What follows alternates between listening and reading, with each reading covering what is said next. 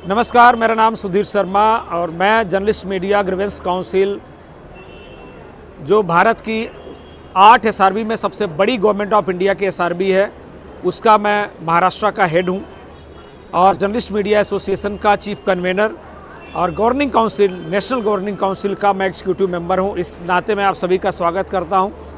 आज की जो खास बैठक है, महाराष्ट्र के हमारे अध्यक्ष आदरणीय हंसराज कन्नौजिया जी और आप सभी सम्मानित सदस्यों के बीच में आज की बैठक का प्रमुख एजेंडा मैं आपके सामने रख देता हूं। ऑलरेडी बहुत सारी चर्चाएं हो भी चुकी हैं।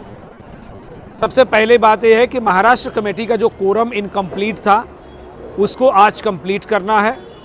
दूसरी जो हम बात है कि राज्य कमेटी के विस्तार की प्रक्रिया को नई गति देने पर आप सबका सुझाव और आपकी अनुमति, आपकी सहमति की आवश्यकता है।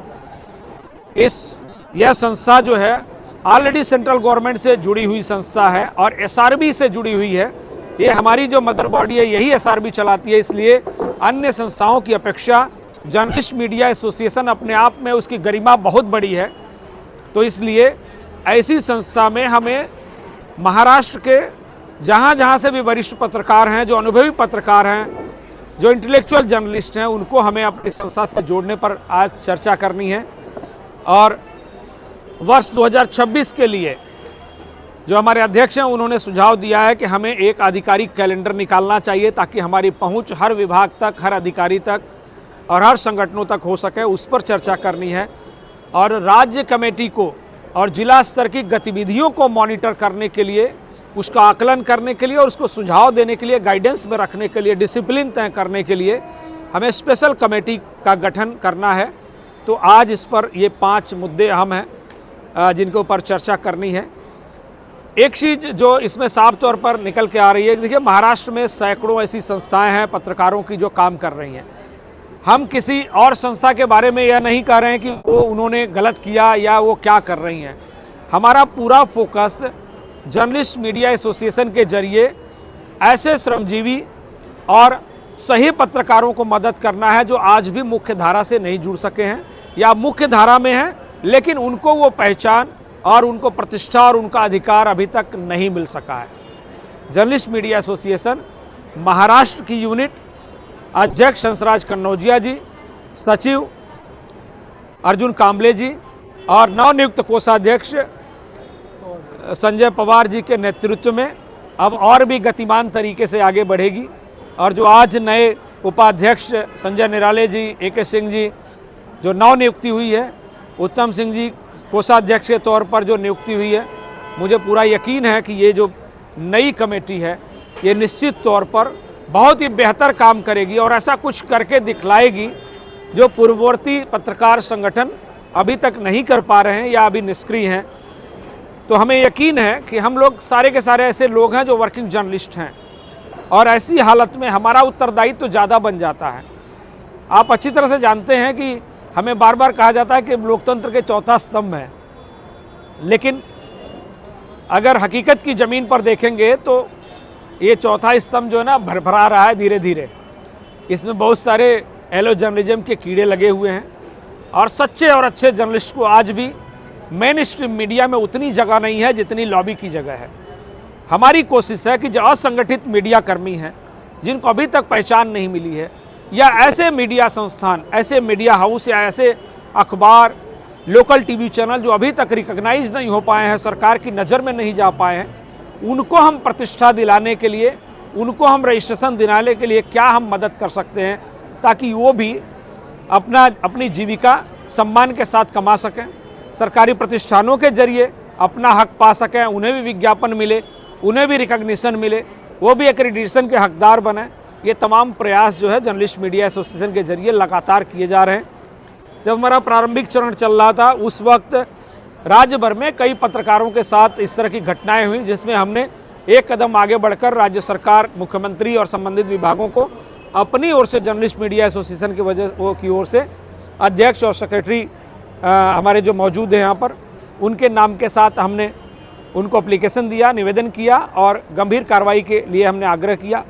और आप यकीन करिए कि वहाँ से भी बहुत ही सकारात्मक उत्तर जो है सरकार की तरफ से मिला है। लेकिन हमें यही नहीं रुकना है, हमें एक ऐसा प्लेटफॉर्म, ऐसा मैकेनिज्म तैयार करना है जहां से वाकई हमारी बात दैनंदिन सुनी जाए और जो समस्याएं हैं सब पत्रकारों से, श्रमजीवी पत्रकारों से, सच्चे पत्रकारों से जुड़ी हुई जो समस्याएं हैं, उनके समाधान के लिए वाकई कानूनी तौर पर जो पहल की जानी है, जो कानूनी तौर पर जो प्रयास किए जाने हैं, उसकी पहल सरकार के जरिए हो।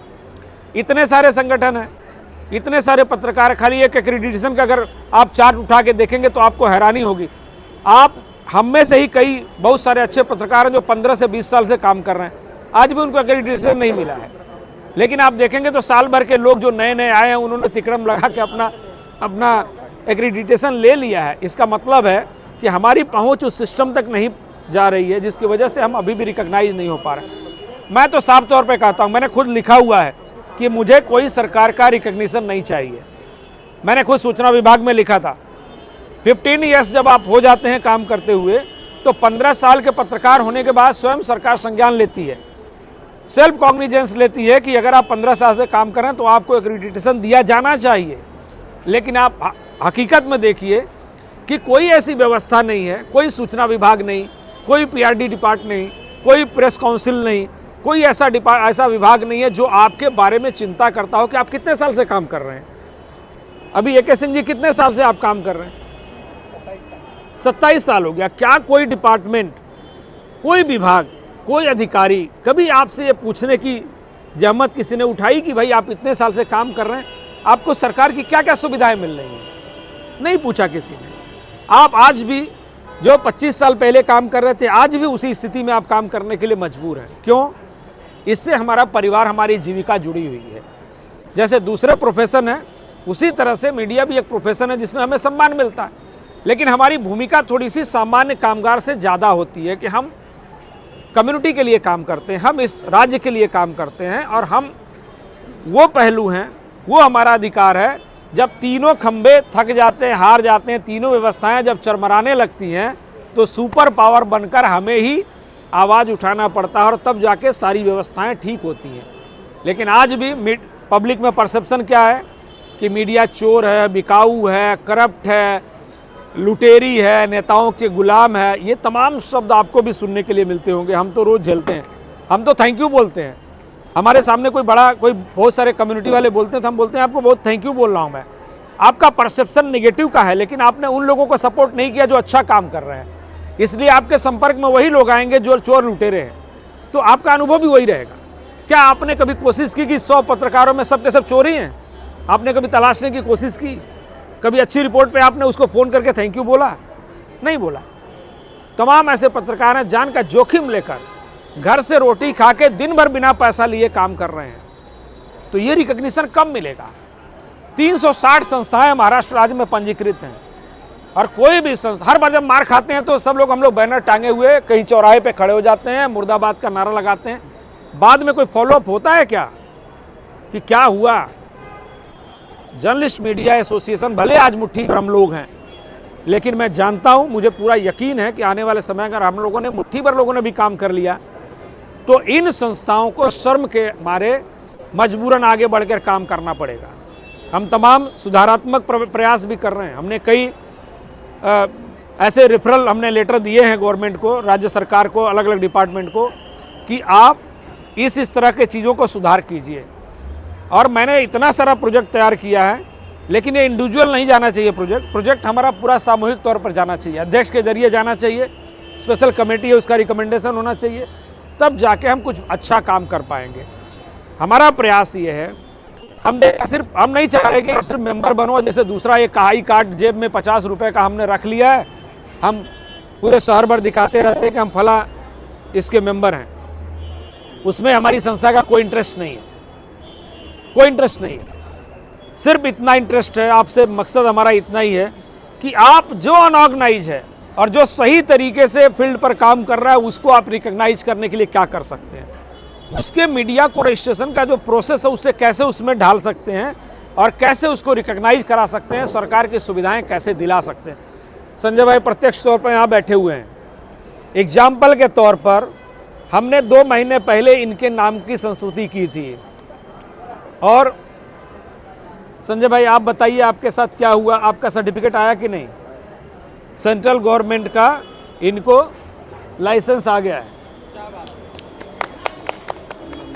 अभी ये बड़ी तैयारी में है। इसके पीछे का मकसद है, हमने पहले उनको तैयार किया 2 महीना कि देखो आप इस पैरामीटर में आइए, आप ये चीज़ अपना फुलफिल कीजिए, और उसके बाद कोई अगर सड़क पर कोई आपको बोलता है कि भाई आप सही नहीं हो, आप गलत हो, तो आप उसको जवाब दे सकते हैं, लीगली जवाब दे सकते हैं कि हमारे पास ये सारी चीज़ें हैं। कोई डिपार्टमेंट मांगता है, आप खुले तौर पर दिखा सकते हैं कि हम सही हैं, लेकिन उसके लिए आपको उसी फ्रेम में काम करना पड़ेगा। हम आपको ट्रेनिंग भी देना चाहते हैं, हम आपको रिकॉग्नाइज भी करना चाहते हैं, हम आपको आगे भी बढ़ाना चाहते हैं। हम चाहते हैं कि आप इंडिविजुअल भी एक संस्था के तौर पर काम कीजिए। ये सनी जी जहाँ मैं रहता हूँ, मुंबई में रहते, बहुत साल से मेरे को देख भी रहे हैं। आप पूछिए हमारा जर्नलिज्म कैसा, और हम किस रुआब में जर्नलिज्म करते हैं। हमारे लिए डीसीपी कोई मायने नहीं रखता है, हमारे लिए एमपी कुछ मायने नहीं रखता है, हमारे लिए एमएलए हम फट्टे पे मारते हैं, मतलब बहुत बुरी भाषा में बोल रहा हूँ आपको। उसका कारण क्या है? अच्छा सॉरी। तो हम यही कर रहे हैं, हम यही कर रहे हैं